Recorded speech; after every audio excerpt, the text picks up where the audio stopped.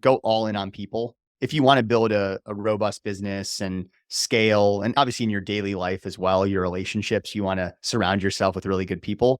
Act with a sense of urgency if you want to be an entrepreneur and you want to create an amazing opportunity for yourself in that way. Avoid over planning. I think that comes down to fear of failure as well. Whatever you put out there is going to have room for improvement in some way. So when you feel good about it, get it out there and iterate from there.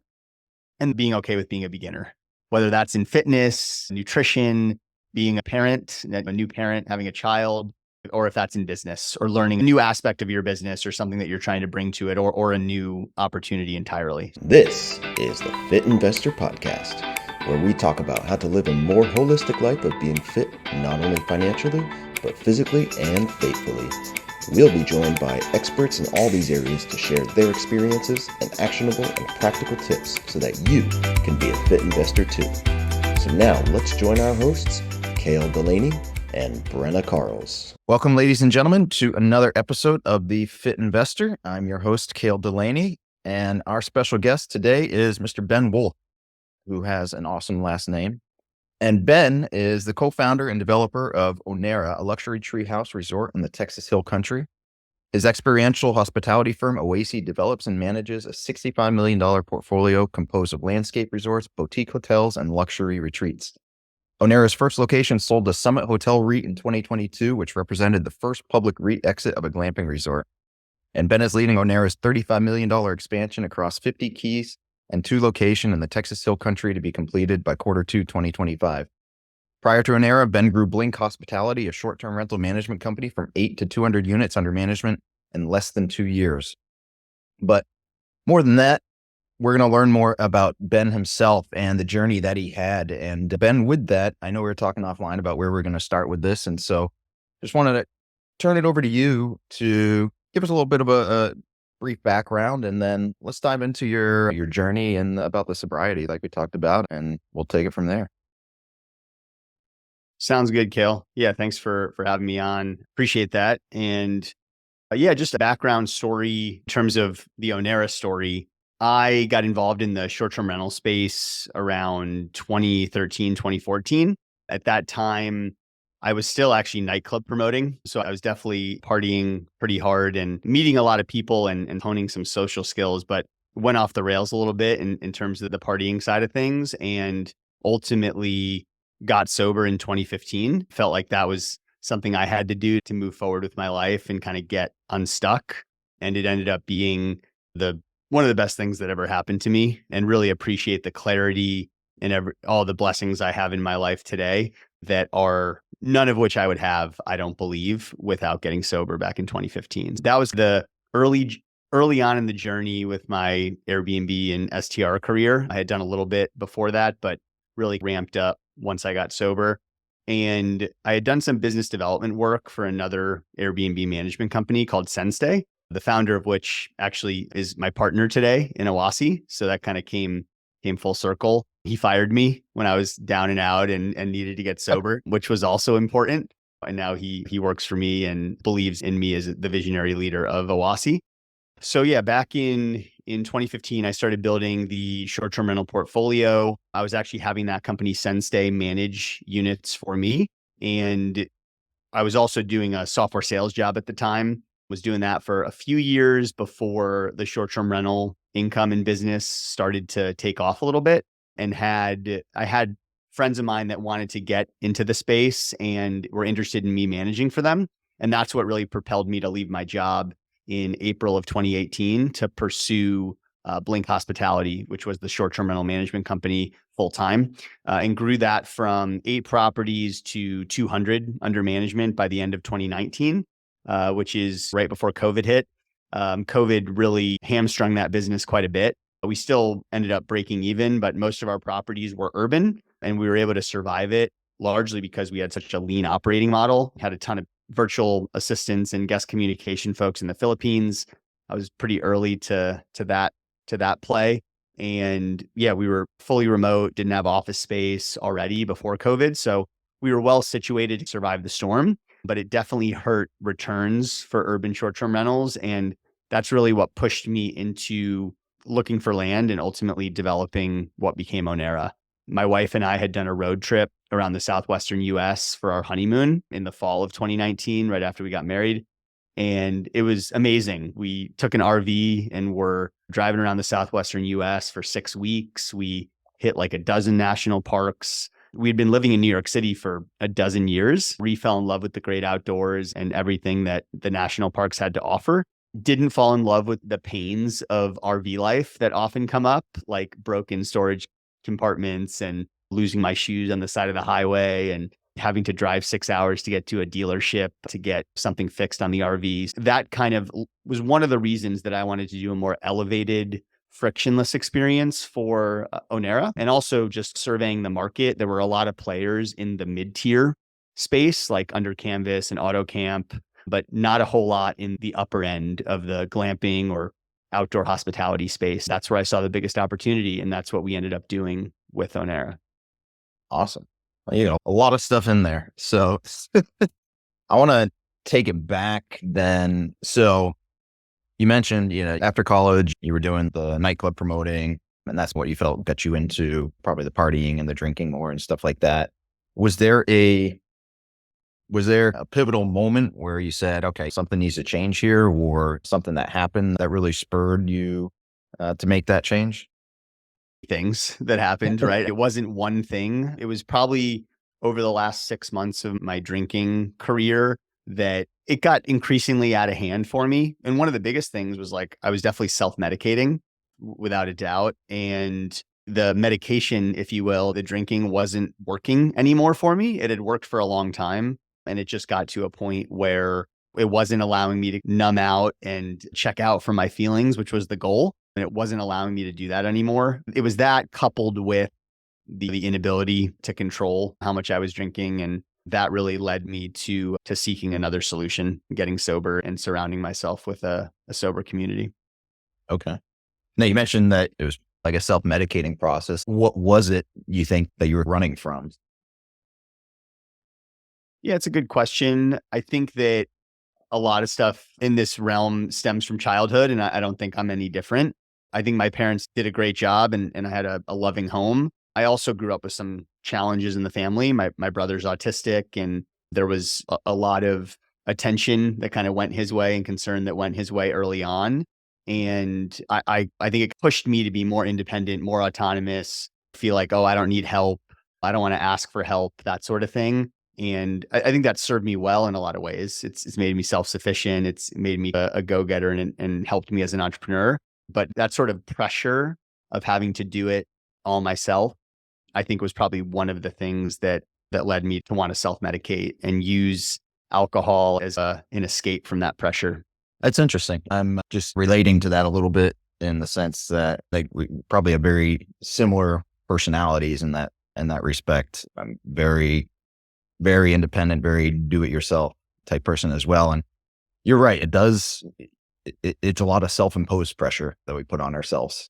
And yeah, you take it out in one way or another, whether it's a destructive path like alcohol or drugs or something like that, or some people are able to use it, which I think you did as well, in the productive path and spurning those skills into being a successful entrepreneur and things like that. So I think it's interesting. You see both sides of the impacts with you. So I appreciate you sharing that. Yeah. And one other thing I would add, I think that it helps early on as an entrepreneur, getting from 0 to 1 and getting something up and running, minimum viable product. I do think it can be a hindrance to scale. And I've had to mature as an operator quite a bit in that regard. I think I was a hustler for a number of years. And now I look at myself as an operator, and I think I've become one and have the ability to scale. And that really just all comes down to hiring great people. And if I hire great people, then I'm willing to entrust them with different aspects of the business that allow me to focus on growth, to focus on media, to focus on doing things like this to build exposure for the company. And yeah, it all comes down to hiring good people, retaining them, developing them, sometimes allowing them to make their own mistakes in order to learn and get better. But yeah, I think that's something that I've had to really get better at. And the more I can get myself out of working inside the business and working on the future of the business, the better. And I've really come a long way in the past year and a half, 2 years in that regard. And I can say today the vast majority of what I'm doing is working on growth, future opportunity, vision, recruiting, whether that's investors, employees, partners. So that's what I'm focusing on today. I'm glad you brought that up. And I'd like to stay on that tangent for a little bit because I Mhm. think it's super important and such a big obstacle that entrepreneurs run into, myself included. And you said it exactly right in that, yes, that do it yourself attitude is excellent for getting something off the ground. But yeah, you quickly realize it becomes a hindrance to you scaling. So how do you, or how did you get over that hurdle? Because I think the solution we know mentally or intellectually is to build a team, right? And hire the right people, like you said. But oftentimes we have that mental hurdle, right? Maybe some of it's a little bit of pride because of that independence. And we want to be able to say we did it on our own or whatever. Maybe some of it's just control, right? You don't want to release control to other people. So how did you get over that hurdle in beginning to build your team and then see, okay, yeah, this is what needs to happen? Yeah, I think a large part of it was I have and had a big vision Mm. for myself and for the company longer term. And I realized pretty quickly the only way to even come close to that vision was to build out a team and start to delegate and bring on people that could run whole divisions of of my firm. And it started with the co-founder that I brought in. He was a very expensive hire in terms of equity and basically matched salaries with myself, but Jesse, I brought him in originally as chief revenue officer. He's the best revenue management person that I know in our space. And I knew that he could add a ton of value there. And I also knew that he was extremely good at, which we should talk more about later, being a beginner and learning something new and iterating on it and optimizing it. And I knew there was a lot of things that we were going to need to do that with as a young company. The biggest one has been media, social media, marketing, digital marketing.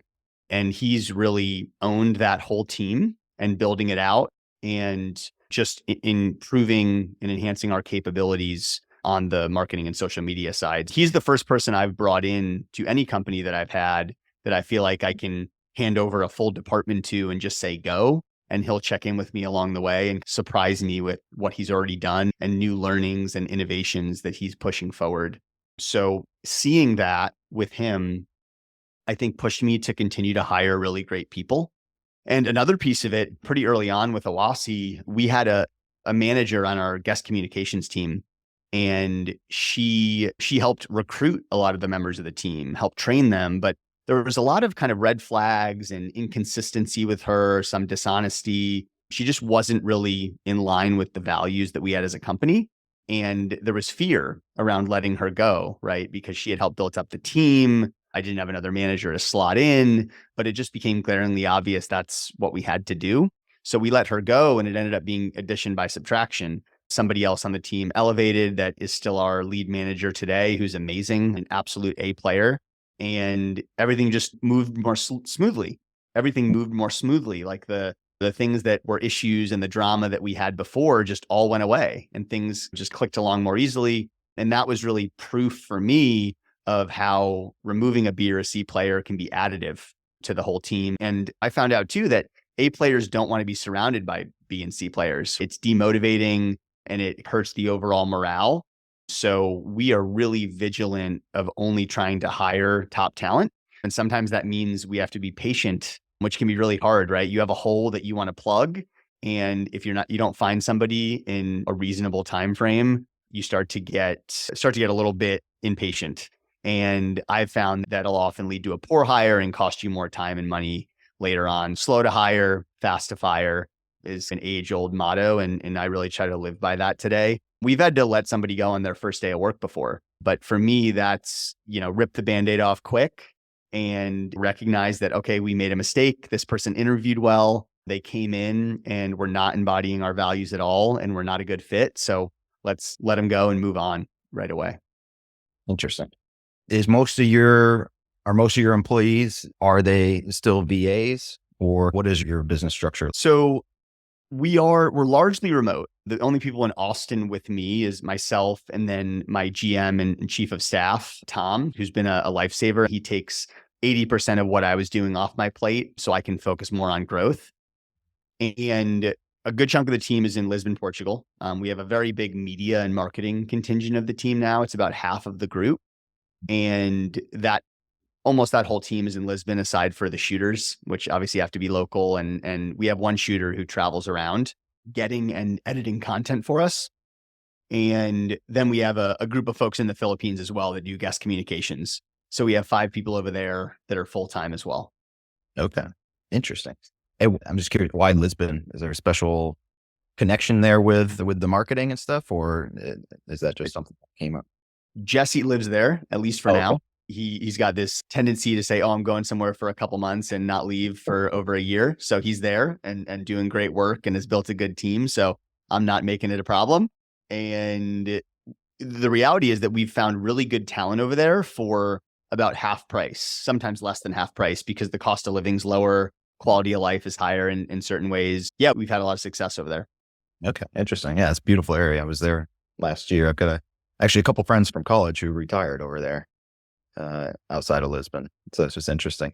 So very cool. So you've done a lot in a short period of time, relatively speaking. I know you started out in the 2014, 2015, but really since COVID, it seems, is when things really took off and restructuring and rebuilding your business. So how did you,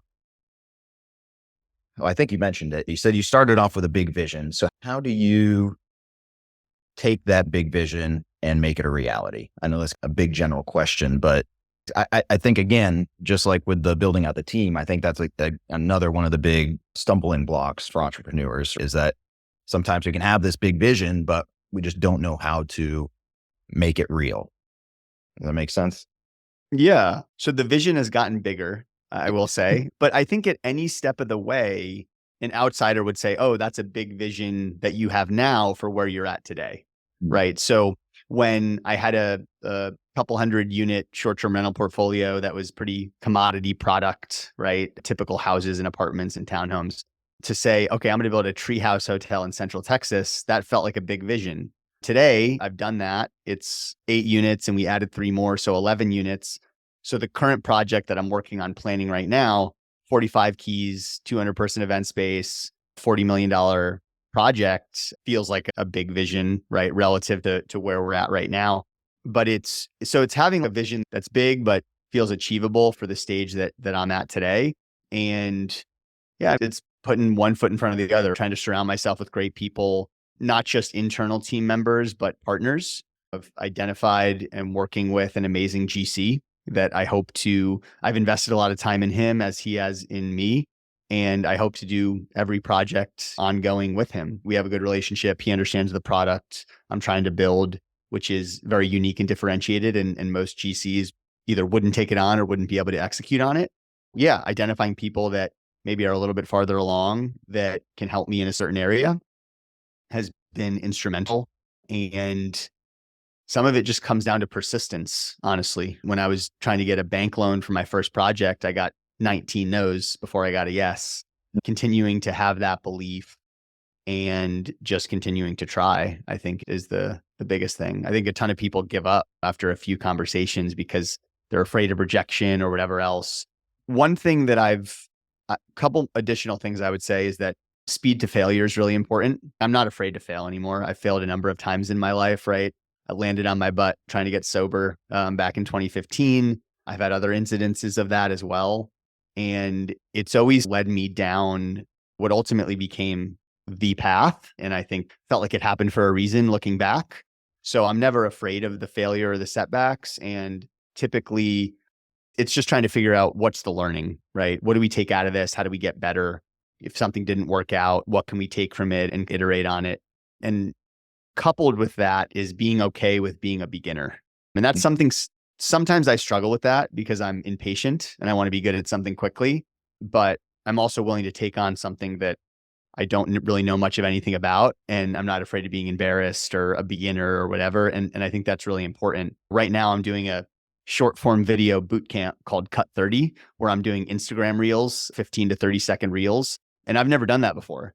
And let me tell you, I am the actor, the producer, the writer, the editor doing a podcast, and it is every little thing can throw it off and I have to reshoot or cut things a different way or whatever. And it very much feels like I'm a beginner right now, but I'm willing to do it because media is such an important part of our business. And being founder led, founder first feels like the way in today's day and age. And we want to be able to optimize for that. So I need to learn it. I need to do it. I think those are some good golden nuggets there. Yeah, I love this conversation because you've hit on like all the typical stumbling blocks that entrepreneurs face. You talked about the failure. That's another huge one, fear of failure. We're brought up today in our society and especially in our school system where failure is looked at as a big negative thing. And I know that carries over into the mentality that we have oftentimes. Same thing even in the corporate world. Failure is a bad thing. But when you get into the entrepreneurial world, you have to flip that on its head and look at failure as a good thing, as a stepping stone. And like you said, was it speed to failure and getting over those learning humps and learning curves and growing from that and being okay with being a beginner.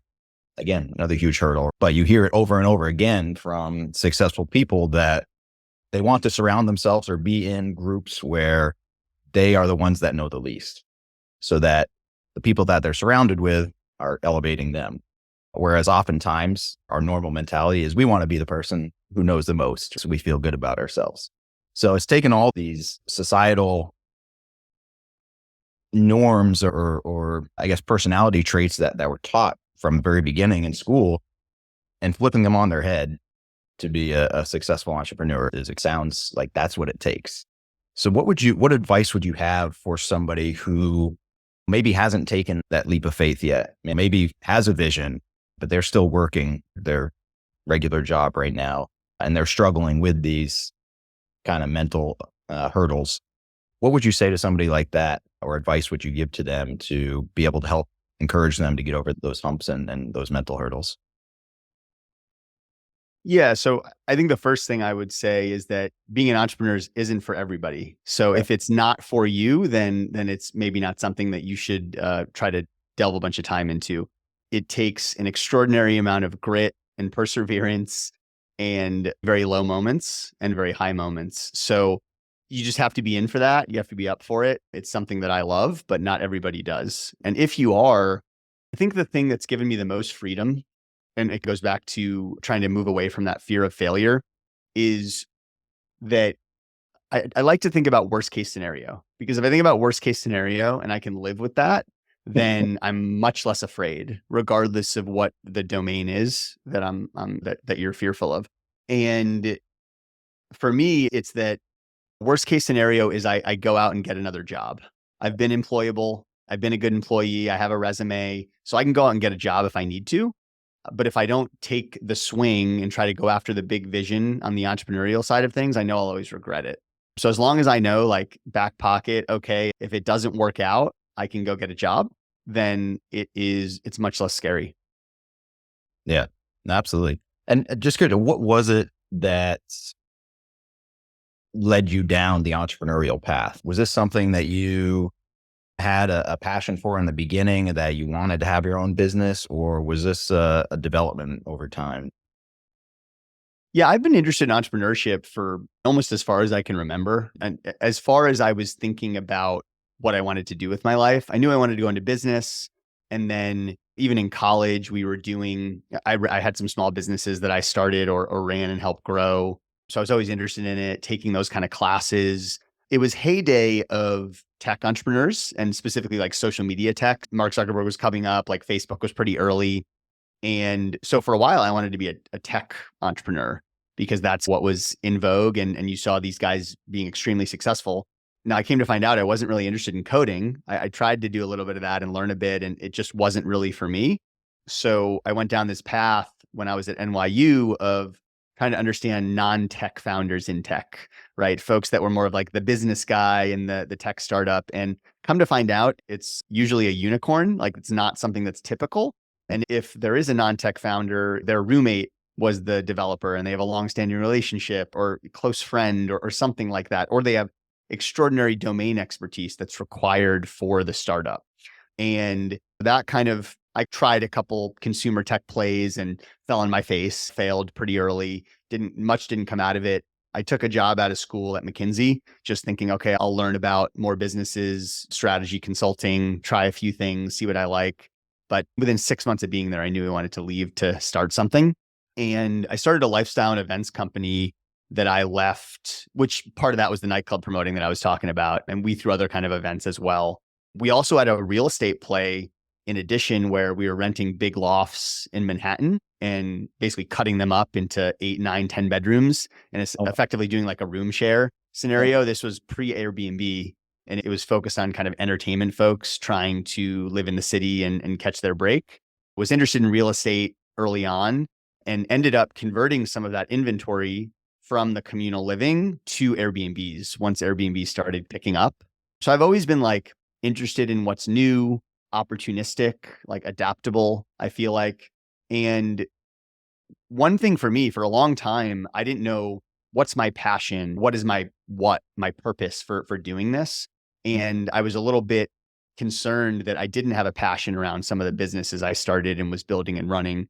I'm super passionate about what I do today, creating one-of-a-kind hotels and stays. And I feel like I've really found my niche, but it wasn't always that way. For a while, I was like, okay, this is making money. It's interesting. I'm learning. And that was enough. And through a number of those experiences, it ultimately led me to what I do today. So if you're out there and you want to start something, but you're worried about, oh, I'm not passionate enough about something, or it's all part of the journey. So you can start something, iterate on it. Maybe your first business isn't your one and only, but you do it for a few years. Maybe you sell it. Maybe it just cash flows. Maybe you use it as a guarantor on a loan to build a property. That's what I did with Onera. Yeah, I wouldn't get too hung up on that. Just start trying things, start spinning up businesses, pushing out minimum viable products and iterating. Wow. So again, I love that. So many words of wisdom in there, and just being adaptable and flexible with your business plans, your business structures, your niche, your industry, everything. So I think that's excellent. Hey guys, it's Brenna Carl, CEO and co-founder of The Mortgage Shop. When I'm not spending my time searching for the best pizza in town, working out, well, because of pizza, or fighting sharks, as Kale likes to say, I spend my time educating clients on the best investment products that will help them build generational wealth and making sure their loan process is as smooth as warm butter on a piece of toast. Call us today to get started with your investment journey at 800-816-7982, or, to talk more about pizza. Talk to you soon. So then with Onera, and I guess even with the current projects that you have going on, like, how do you finance these? Or do you raise capital for these? Are you still getting commercial financing? Take us through that a little bit. It's typically getting creative with financing these kind of alternative hotels and hospitality assets. So typically we've gotten community or regional banks to do the senior financing at various loan to cost percentages. Typically we've gotten 70 to 80%, but it was a different time when we got a lot of those. Today, I think it's closer to 60, 65%. And we've filled out the capital stack on the debt side with what's called mezzanine or junior financing as well. So we'll use private debt. Some people call it hard money. It's all the same thing, right? Higher interest debt that you don't have to personally guarantee or anything like that, which is nice and helps increase the debt that you can get on a deal, which reduces the equity that you need. Obviously, that comes with risk. So you need to make sure that the property that you're developing is very high return.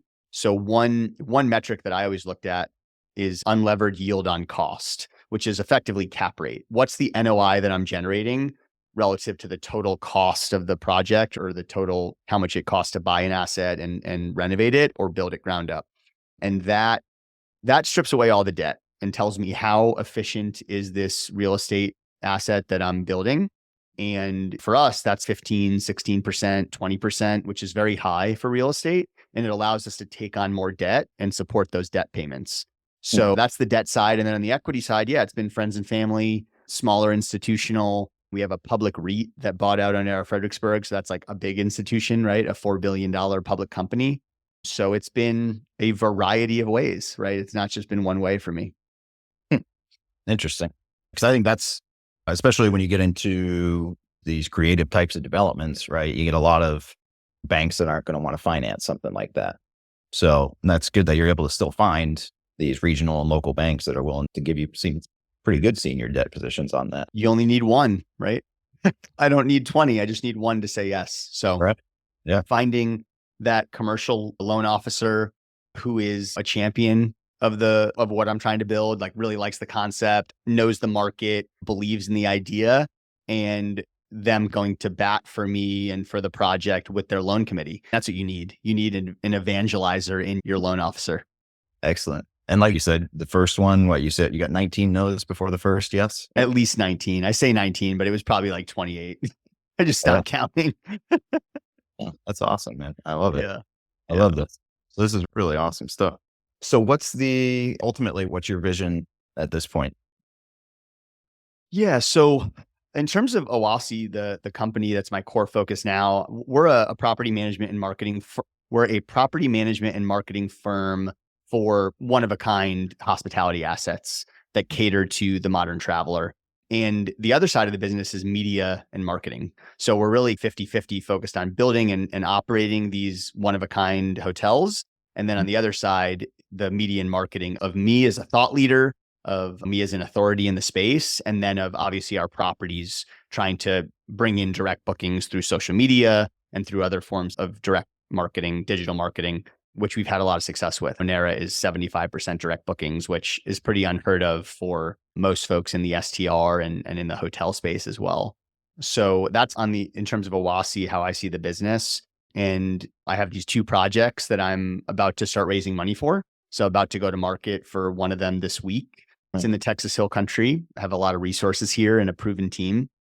And it is in an area that's an hour south of Austin, hour north of San Antonio, right in the middle by Canyon Lake. And it is overlooking Devil's Backbone, which is one of the most beautiful scenic drives in Texas. And it has these unobstructed, incredible hill country views. That property's under contract. We have it identified. And we're going to do a boutique landscape hotel. The main structure will actually be a 30-room hotel that's built into the terraces of the hillside with green roofs and vines, and it really flows and blends in. Floor to ceiling glass in all the rooms. And really the kicker and what I think is going to help it go viral, we're going to do private water features for all the units, and then one main water feature that's made to look like natural pools, grottos, waterfalls that all kind of flow together. And we will only build things today that are both shareable and have the potential to go viral. That's really what we focus on. So we're building for Instagram, which is new, even for me. Like when I built Onera, it was like, I'm going to build something really cool. And it turned out it did really well on Instagram and led to a lot of direct bookings. Now we are building with that in mind. Interesting. Very smart. Yeah. Have you thought of, or do you have it in your plans for taking this concept internationally as well? Or are you staying stateside? I'm sure we will at some point. I think there's a ton to do in the US. I actually think the US is behind a lot of other countries in terms of unique stays, more of these landscape hotel concepts, experiential hospitality. The US has been so dominated by the big box hotel brands, like the flagged hotels and points and the business traveler. And it was just been very focused on that segment. And there's a couple, right? There's Post Ranch Inn, there's Amangiri, there's some of these very high-end, beautiful landscape hotels, but they're few and far between. So there's a lot of opportunity to bring more of that product to the US. But places like Costa Rica, Tulum, Bali, like they already have this type of product. Even Europe, the US is the biggest opportunity right now. Interesting. And again, this is very smart. I love how forward thinking you are on this type of stuff and building specifically for Instagrammable and viral things, because I think everybody can see that's where the industry is heading, right? The standard short-term rental as a place to stay has become a commodity. And if you stay in that space, you're going to be stuck in the pricing wars. But if you can create the experience like you are, where people are choosing that property, not because it's a place to stay, but because it's a destination in and of itself, then immediately you've taken yourself out of that commodity realm. And now you have your own pricing power. You can command the higher rates because you're unique and you're providing an experience versus just a place to stay. And that's absolutely where the industry is going. I've seen it just on an extremely small scale in comparison to what you're doing. But like we did it as a proof of concept with some of our properties here in South Florida, and taking the outdoor spaces and making them a kind of like a spa or retreat type area where we put in the cool amenities, the barrel saunas, the cold plunges, all these different things. And it's worked out marvelously. We're repeating that at some of our other properties now.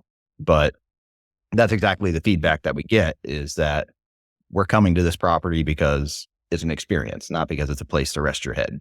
And especially with what you're doing and making it these unique stays, these nature, these landscape hotels. There's such a demand for that, like you said, especially after COVID. I think that spurred a lot of this demand here in the US as well, because people want that. People got burnt out and are getting burnt out, and they want that place to relax and rejuvenate. And providing that with these types of stays is huge. So I love this. I love what you're doing. And I think it's an awesome vision and an awesome concept that you got going on. So with all this that you got going on, let's pivot a little bit and let's talk about the fitness aspect, because again, we like talking about the good sides and the downsides of everything. And that's why one of the reasons we created this podcast is because as entrepreneurs, it's oftentimes very easy for people to get lopsided in the areas that they focus on, especially when they just focus on the growth. They neglect a lot of different things. But as you see people grow and become more successful, you oftentimes see that they rounded themselves out. And especially when it comes to the physical fitness, because it helps in so many areas. And I know you're an avid golf man. So why don't you tell us a little bit about that? What's your preferred fitness, if it is golf or something else, and tell us why that's important. Yeah, happy to. So I really went all in on fitness in a bigger way I think a couple of years ago. So 2 summers ago, and I will say with golf, like it's not a ton of physical fitness there, to be honest. I used to walk the golf course and I think that was good, but now I do my physical fitness elsewhere, and golf is my hobby and my sport, and they're a little more separated. But yeah, when my wife was pregnant, I gained, I don't know, 15 pounds. I had a ton of ice cream and all this kind of good food that with tons of calories and not a ton of nutritional value that I was packing on the pounds when she was pregnant. And I didn't even really realize it. Like I never weighed myself. I'd always been like reasonably thin, decent shape, and didn't have to work very hard at it.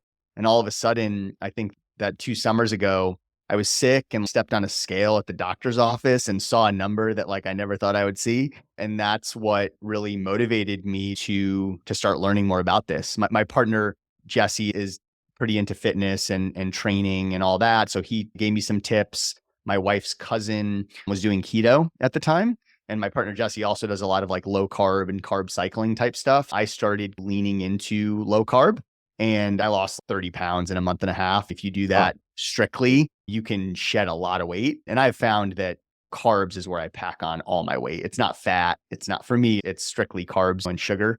So that helped a ton in the beginning. And then that coupled with strength training and HIIT training, and with strength training, trying to push to failure, right? Get hypertrophy and time under tension, focusing on that, but very efficient workouts. Like I don't have time. I do not have time to work out for an hour a day with the amount of things I have going on. So it's like, how do I fit in 20 to 40 minutes, like 3 times a week? And that's what I can do. But how do I be most efficient with my time? And I do HIIT workouts where I'm pushing myself to the max for 5 to 10 minutes on the row machine or Peloton or something like that. I have a foot injury, so I try to stick to stuff that's not putting a lot of pressure on my feet. And then strength training is the other side of it. And I treat myself after. I allowed myself to have mid to higher carb days on the days that I work out pretty hard. And that allows me to eat the foods that I love, like donuts and cupcakes once in a while. And I really try to trim all the carbs and sugar out as much as I can on the off days. And that's allowed me to keep a weight that I'm happy about, a physique that I'm happy about. And I feel a lot better too. To your point, like when it's been a number of days without working out, I can get brain fog. I can get overly anxious and stressed about things I normally wouldn't. But that goes for just balance and harmony in my life in general. When work becomes the only focal point and too big of a piece of the pie, even small problems become big problems in my mind, is what I found. And when I have a good harmony of family time, golf as a hobby, working out, spiritual, right? Praying and meditating, when I have a good balance of all those things and work, I can really put things in perspective really well, and also be more solution oriented, be more creative as a problem solver, and just be more efficient and productive. Right.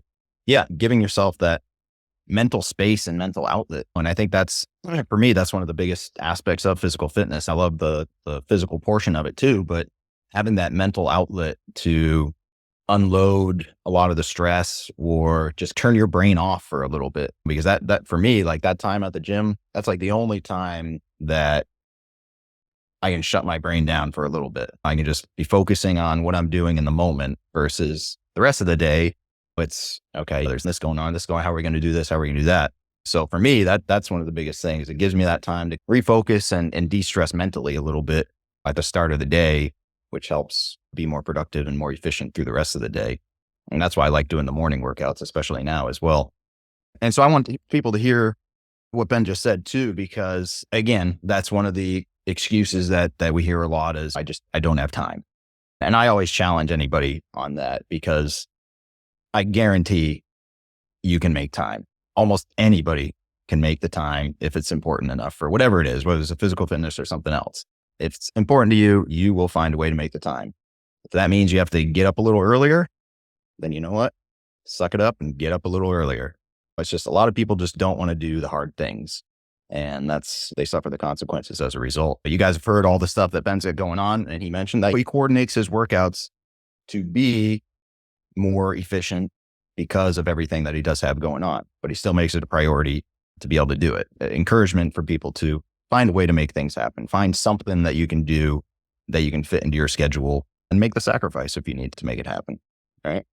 Yeah. And one thing I would add, I actually use working out and going to the range to hit golf balls as strategic breaks in my day to help break up my workday and almost feel like I have 2 work days in one. And it allows me to reset and come back super productive, because there's many studies that have shown there's only so long you can work before your productivity kind of drops off a cliff. And I'm totally with you on getting up earlier. I'm trying to get up even before 5 a.m. right now. 5 to 5:30 has been my sweet spot for a while, but I'm trying to inch that even earlier. Get up into the fours.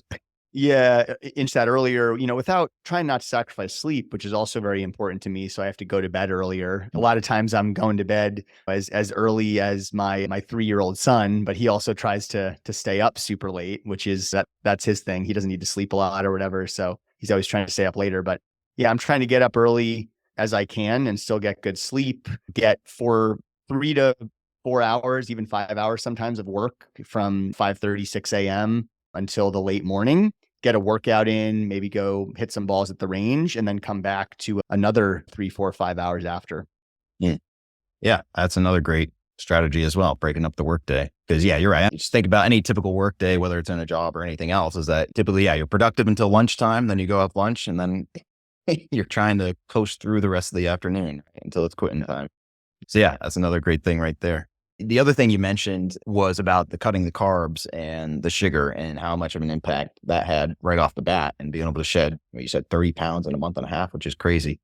But that's another thing that I'm so passionate about is sugar and how bad sugar is. My goodness, if people only did one thing and cut out sugar from their diet, people would be so much healthier. And there would be so many of these diseases like that we have would be not as prevalent as they are. It's just crazy. But it's one of those things that has gotten stuck in today's society through a lot of propaganda, stuck in our food because of a lot of money, and it's very addicting, right? But if people can just cut that out, and it doesn't have to be like, for me, I'm a cold turkey person, so I'd say cut it all out, but cutting out soda, that's a real simple one. Cutting out sodas, processed foods as much as you can, and just simply looking at the labels of things and making smart choices when you look at the labels. Again, don't focus necessarily on the fat and the calories. Focus on that sugar. How much added sugar does that product have? And if you can stay away from those things, that alone is going to have such dramatic health effects. I think back to, there was a guy when I was working my previous job, that an older gentleman, that every day he used to have one of these, like those big gulp cups from, I think it's 7-Eleven or something, full of Diet Coke. And he'd go through 2 or 3 of those a day. And he was not in good shape. And then there was a period where he stopped that. That was the only thing he changed, was he stopped drinking these mountains of soda every single day. And within a few months, he dropped, just like you said, he dropped so much weight. He looked so much better. And then unfortunately, he retired and got back into that and blew up again. But it was like, when I saw that too, I was like, wow, like that's like living proof right there. Just that one change had such a dramatic effect. If people could just do something like that, they'd see amazing results. So I'm glad you brought that up as well. Yeah. And sugar's hard. I do want to put it out there. It is not easy. It's like more addictive than a lot of drugs. I see it with my son. It's crazy. Like we'll have to cut it out entirely because he'll have a little taste of it. And all he wants is cookies and chocolate. Like dinner, whatever, every meal, he's, I want, chocolate. I want syrup. It's like, all right, I guess we can't have any sugar because you can't handle it. But it's addictive. I've been in it and trying to not eat sugar was as hard as not drinking for me at points. So yeah, I totally get it. And I empathize with people that struggle with that. But I do think there's sweetener alternatives, and you can't overdo it with that kind of stuff. But like stevia, monk fruit, there's certain artificial sweeteners that I do use occasionally, and it can really help to wean off that stuff. Yeah, absolutely. Yeah. Even raw, unfiltered honey. Yeah. Like the things that don't raise your insulin, right? That's really one of the biggest impacts that sugar has as a result of that. Yeah, sugar, the studies show that sugar is more addictive than heroin, more addictive than cocaine. But on the flip side, it also shows that you can overcome that addiction within, I think it was 2 to 3 weeks is all it actually takes to actually train yourself to come off of that sugar addiction, which is interesting, right? It's an extremely addictive substance, but it has a relatively short lifespan when you cut it out. So if people can actually go through that period, and you do get withdrawal symptoms, frankly, it is like a drug, but you can retrain yourself, retrain your taste buds so that you don't actually enjoy the taste of sweetness anymore. So it takes the sacrifice. It takes the discipline to be able to do it. But you do have those things that you can use as replacements or substitutes to help wean you off it as well. And then use those from now on. Okay. No, this is really good. I love this. You shared a lot of wisdom. And again, I love how forward thinking you are on stuff. And you've touched on a lot of these, I think, common hurdles that people have, not only in the entrepreneurial space, but in the fitness space, and showing how you've overcome them and how you use them to be successful as you are. And as we wrap it up here, based on what we've gone over, what are 3 actionable or practical tips that you could leave our audience with? Yeah. So the 3 that I would say are, 1, I touched on it early on, go all in on people. If you want to build a robust business and scale, and obviously in your daily life as well, your relationships, you want to surround yourself with really good people. And particularly in business, hire A players, don't settle for B and C, develop them, treat them right, care about and make sure that they're bought into the vision and everybody's rowing in the same direction. That's what's going to allow you to achieve a big vision. You can hustle and have a nice cash flow lifestyle business, but if you want to build something big, and I say, I want to build something bigger than me. And to do that, I need to have an amazing team around me. So that's 1. 2, act with a sense of urgency. If you want to be an entrepreneur and you want to create an amazing opportunity for yourself in that way, avoid over planning. I think that comes down to fear of failure as well. Just, I'm always tweaking. I'm not ready to put it out there because you're afraid to fail. Let's call it what it is. Get it to a good enough point. And I'm not saying to put out crap, put out a good product, but be willing to iterate on it after the fact, because it's never going to be perfect, right? Whatever you put out there is going to have room for improvement in some way. So when you feel good about it, get it out there and iterate from there.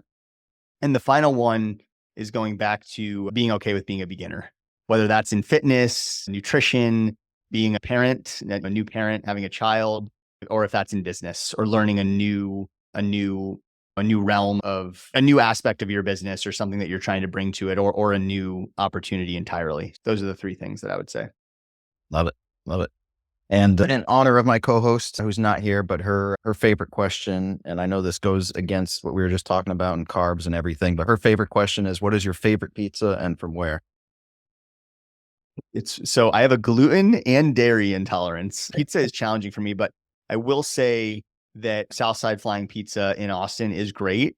But back to the low carb thing, like I don't eat any carbs now unless I really crave and love them. So I don't eat any bread. I don't eat bagels. I don't eat pizza because I don't eat pasta because it's not one of my top things. I love pastries. muffins, donuts, things like that. So when I'm going to treat myself to carbs and it's post workout or something like that, that's usually how I get my carbs. But what's that? Find you at Dunkin' Donuts after the workout. Yeah, no, more like the gluten-free $5 donut shop at the artisanal coffee place, right? That's probably more likely spending $10 on 2 pastries, given my allergy restrictions. But got to treat yourself to some things. There you go. Love it. Thank you so much, Ben. I really appreciate all the words of wisdom and exploring your journey. And if people want to follow you or learn more about you or learn more about the projects that you have going on with Onera and Oasi, what are the best ways? Yeah, so you can find me on LinkedIn, Ben Wolff with 2 Fs. I'm very active there. Also active on Twitter at Unique Stays Guy, and just starting to get going on Instagram. The Real Modern Traveler is my handle, and starting to put out some great content there. And you can sign up for my newsletter via any of those platforms. There's a link. So awesome. There you have it. Go follow him on Instagram, help him build the following, and look forward to seeing these projects as they come to fruition. Awesome. Thanks, Kale. Really great having me on. I appreciate it. It was a really interesting conversation. I've done a lot of podcasts, and I feel like we touched on things that I don't talk about in most podcasts. Thanks for helping get that out of me. That's our goal. Thank you guys, and stay tuned for another episode of The Fit Investor next week. Take care.